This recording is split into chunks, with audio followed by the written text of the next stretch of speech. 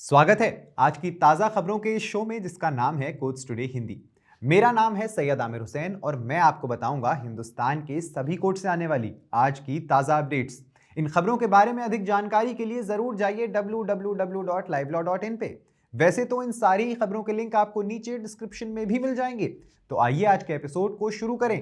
पहले आपको आज की सुर्खियां बताते हुए मद्रास हाईकोर्ट में क्विक कॉमर्स प्लेटफॉर्म के डिलीवरी पार्टनर्स द्वारा पहनी जाने वाली वर्दी के दुरुपयोग पर याचिका दायर। नेताजी सुभाष चंद्र बोस को राष्ट्रीय पुत्र घोषित करने और उनसे जुड़ी गोपनीय फाइलों को सार्वजनिक करने के लिए हाईकोर्ट में दायर याचिका। सुप्रीम कोर्ट वकीलों की उपस्थिति दर्ज करने के निर्देश को स्पष्ट करने के लिए एससीबीए और एससीएओआरए के आवेदन पर आदेश पारित करेगा।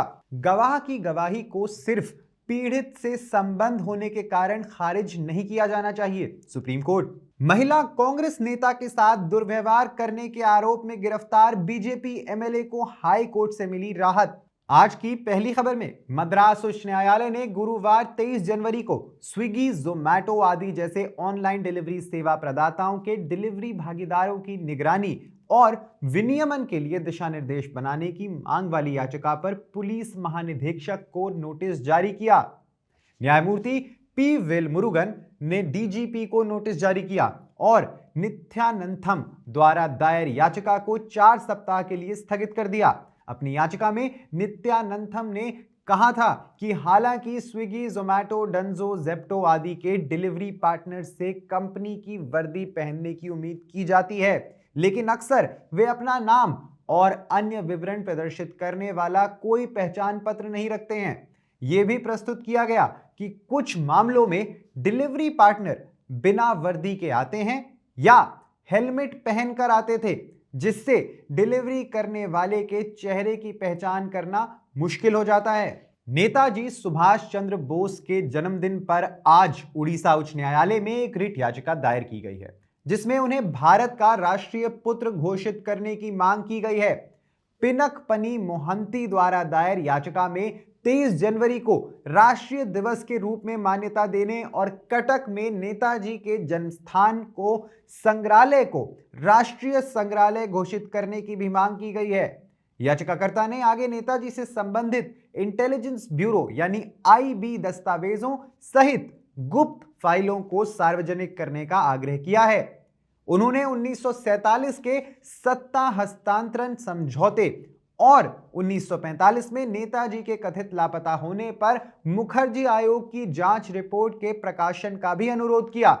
1999 में न्यायमूर्ति मनोज कुमार मुखर्जी के नेतृत्व में गठित मुखर्जी आयोग ने नेताजी के लापता होने से जुड़े रहस्य की जांच की। मोहंती ने दावा किया कि उन्होंने पहले प्रधानमंत्री को पत्र लिखा था, जिनके कार्यालय ने मामले को गृह मंत्रालय को भेज दिया था। हालांकि उन्होंने आरोप लगाया कि कोई कार्यवाही नहीं की गई है। कार्यवाहक मुख्य न्यायाधीश अरिंदम सिन्हा और न्यायमूर्ति मृगंका शेखर साहू की खंडपीठ ने इस मामले को सुना। अदालत ने केंद्र और राज्य सरकारों से हलफनामा मांगा है और मामले को 12 फरवरी तक के लिए स्थगित कर दिया है। सुप्रीम कोर्ट ने गुरुवार 23 जनवरी को कहा कि वो मामलों में अधिवक्ताओं की उपस्थिति की रिकॉर्डिंग पर निर्देशों को स्पष्ट करते हुए आदेश पारित करेगा।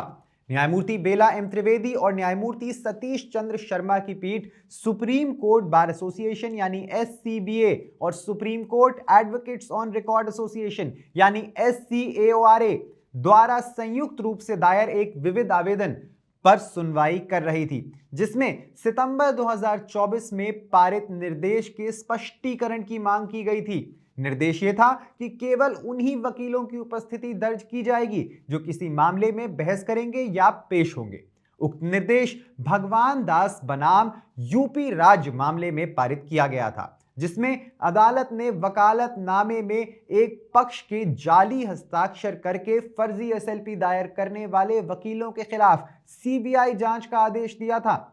पीठ के समक्ष आज जो सूचीबद्ध किया गया था वो भगवान दास मामले में दायर एक विविध आवेदन था, जिसमें निर्देशों के संबंध में स्पष्टीकरण की मांग की गई थी। सुप्रीम कोर्ट ने 22 जनवरी को कहा कि पीड़ित का करीबी रिश्तेदार होने से कोई गवाह स्वचालित रूप से रुचि रखने वाला या पक्षपाती नहीं हो जाता है। इस अवलोकन से संकेत लेते हुए यह राय दी गई कि अदालतों को इन गवाहों को अविश्वसनीय घोषित करने से पहले उनके बयानों की स्थिरता का आकलन करना चाहिए। जस्टिस विक्रमनाथ और जस्टिस प्रसन्ना बी वराले की खंडपीठ हत्या की सजा के खिलाफ वर्तमान आरोपी या अपीलकर्ता द्वारा दायर एक आपराधिक अपील पर फैसला सुना रही थी। आरोपों के मुताबिक संपत्ति विवाद के चलते आरोपियों की मृतक से दुश्मनी थी। इससे मृतक पर हमला हुआ और उसने दम तोड़ दिया। कर्नाटक उच्च न्यायालय ने गुरुवार 23 जनवरी को एक अंतरिम आदेश में राज्य से कहा कि बेलगावी में राज्य परिषद के अंदर कांग्रेस विधायक लक्ष्मी हब्बालेकर के खिलाफ कथित रूप से अपमानजनक शब्दों का इस्तेमाल करने के आरोप में भाजपा विधायक सीटी रवि के खिलाफ 30 जनवरी तक कोई कार्यवाही ना की जाए। जस्टिस एम नागप्रसन्ना ने मामले की सुनवाई की। सुनवाई के दौरान रवि की ओर से पेश वरिष्ठ वकील सीवी नागेश ने कहा कि इस मामले में अदालत को कुछ विचार करने की जरूरत है कि क्या कार्यपालिका विधायिका के दायरे में कदम रख सकती है या नहीं। अदालत ने पूछा कि क्या कथित घटना राज्य परिषद में हुई थी, जिस पर नागेश ने सकारात्मक जवाब दिया। अदालत ने तब कहा कि वो इस मामले की सुनवाई 30 जनवरी को करेगी। इस समय नागेश ने कहा कि दिन ब दिन ऐसी चीजें हो रही हैं और अदालत को एक आधिकारिक फैसले के जरिए इस मुद्दे पर फैसला करना चाहिए। ज्यादा जानकारी के लिए सब्सक्राइब करिए हमारा YouTube चैनल या विजिट करिए हमारी वेबसाइट www.livelaw.in, जहां आप इन सारी ही खबरों के बारे में अच्छे से जान सकते हैं। लाइव लॉ हिंदी पे आपको हिंदी में सारी ताजा अपडेट्स भी मिल जाएंगी। अगर आपको ये वीडियो पसंद आया है तो इसे लाइक करिए और कमेंट करिए अपने व्यूज।